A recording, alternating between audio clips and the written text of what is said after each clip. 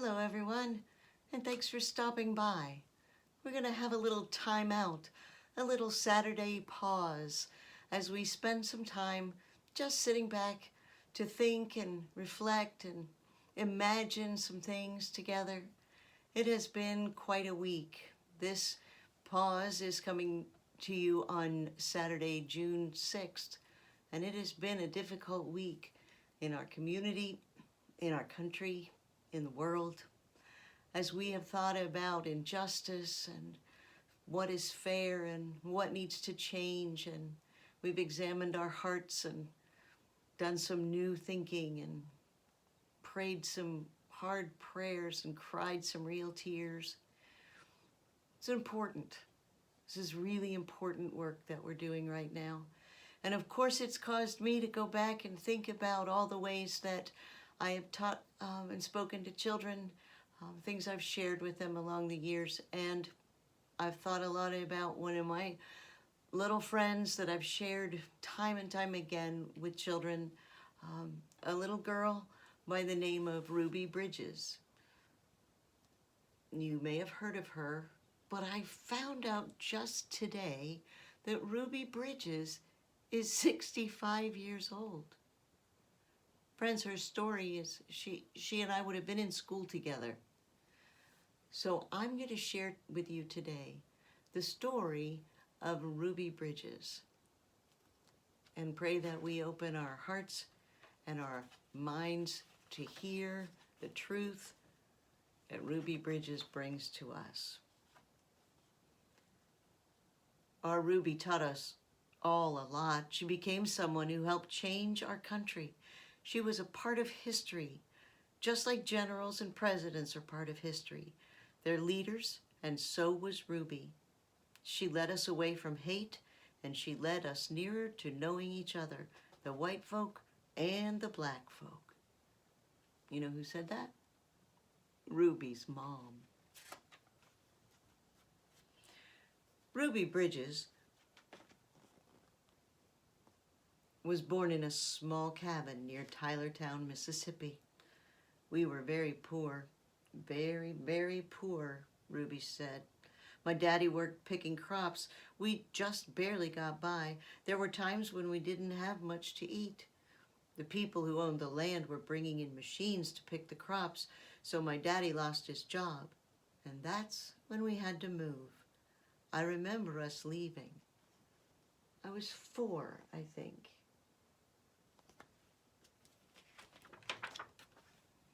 In 1957, the family moved to New Orleans. Ruby's father became a janitor, and her mother took care of the children during the day.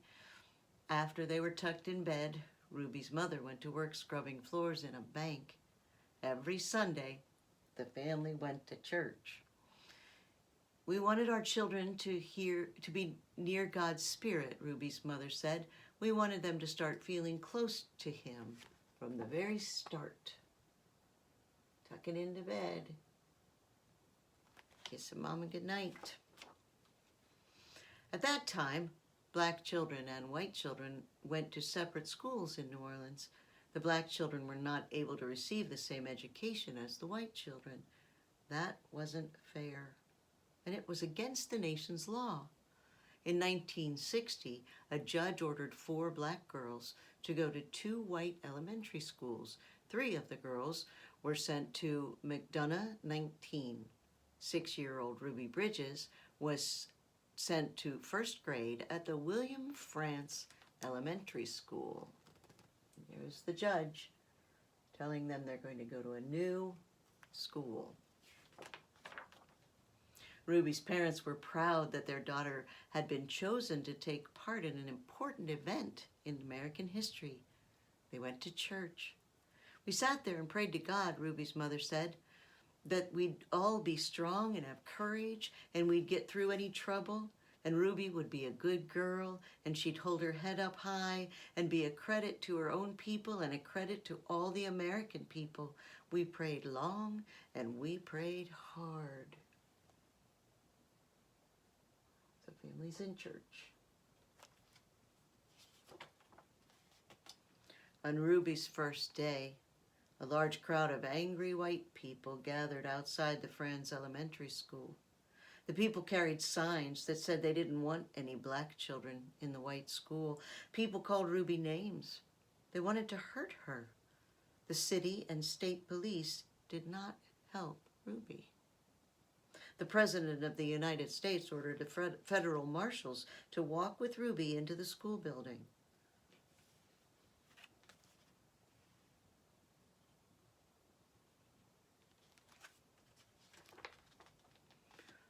Every day for weeks, that turned into months, Ruby experienced that same kind of school day. She walked to the Franz school surrounded by marshals, wearing a clean dress and a bow in her hair and carrying her lunch pail. Ruby walked slowly for the first few blocks. As Ruby approached the school, she saw a crowd of people marching up and down the street, men and women and children shouting at her. They pushed towards her. The marshals kept them from Ruby by threatening to arrest them. Ruby would hurry through the crowd and not say a word. The white people in the neighborhood would not send their children to school. When Ruby got inside the building, she was all alone except for her teacher, Mrs. Henry. Mrs. Henry and no other children to keep Ruby company, to play with and learn with, to eat lunch with. She is all by herself. But every day, Ruby went into the classroom with a big smile on her face, ready to get down to the business of learning. She was polite and she worked well at her desk, Mrs. Henry said. She enjoyed her time there. She didn't seem nervous or anxious or irritable or scared. She seemed as normal and relaxed as any child I've ever taught. So Ruby began learning how to read and write in an empty classroom, in an empty building.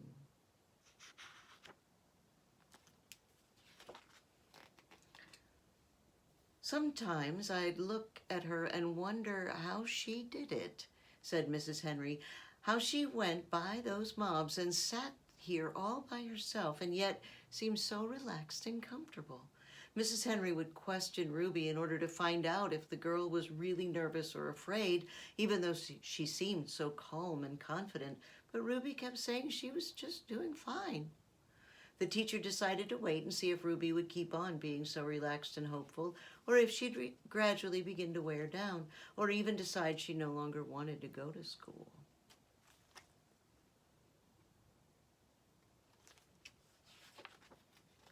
Then one morning, something happened.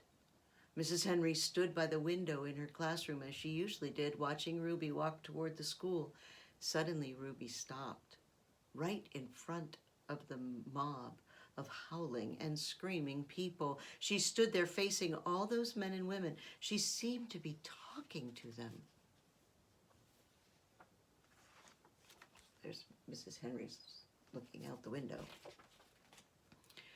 Mrs. Henry saw Ruby's lips moving and wondered what Ruby could be saying. The crowd seemed very angry. The marshals were frightened. They tried to persuade Ruby to move along. They tried to hurry her into the school, but Ruby wouldn't budge. Then Ruby stopped talking and turned and walked into the school.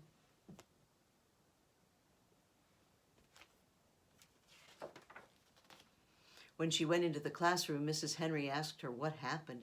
Mrs. Henry told Ruby that she'd been watching and that she was surprised when Ruby stopped and talked with the people in the mob. Ruby became irritated. I didn't stop and talk with them, she said. Ruby, I saw you talking, Mrs. Henry said. I saw your lips moving. I wasn't talking, said Ruby. I was praying. I was praying for them. Every morning, Ruby had stopped a few blocks away from school to say a prayer for the people who hated her. This morning, she forgot until she was already in the middle of the angry mob. Oh, sorry.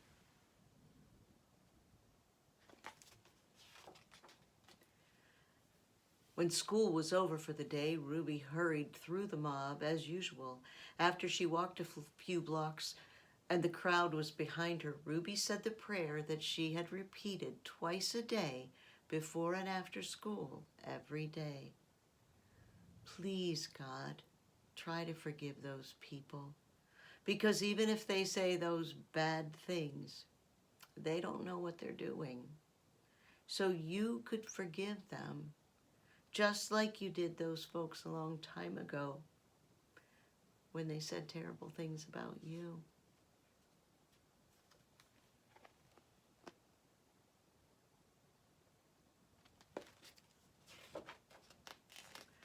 This story just breaks and blesses my heart. In the afterword, it says, later that year, 2 white boys joined Ruby at the Friends Elementary School. Their parents were tired of seeing the boys getting into mischief around the house when they could have been in school learning. The mob became very angry when the first white students went back to school, but those boys were soon joined by other children.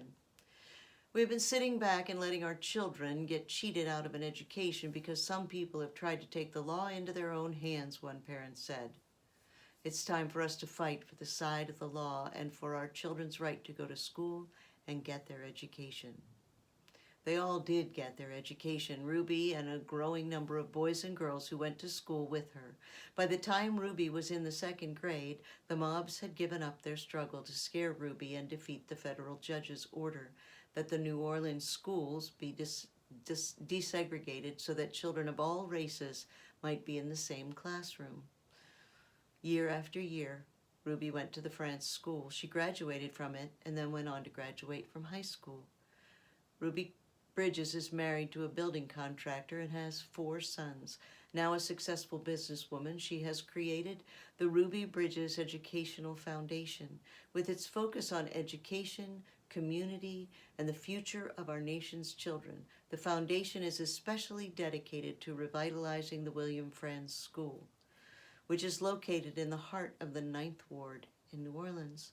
Ruby is once again stepping to the forefront and embracing an opportunity to make history by contributing to the challenge that our nation is facing in the recovery efforts following Hurricane Katrina. There's also a special exhibit featuring Ruby's story in the Children's Museum of Indianapolis, Indiana, called The Power of Children. Friends, I must see this exhibit, The Power of Children Making a Difference. God bless Ruby Bridges.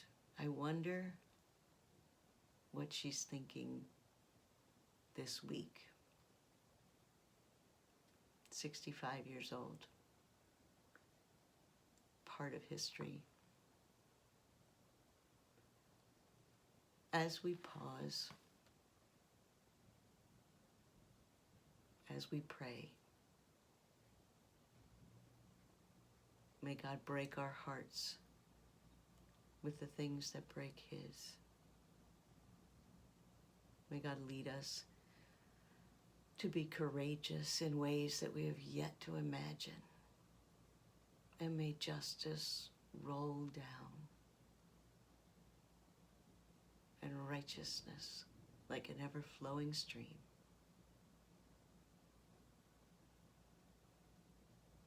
God bless you, my friends.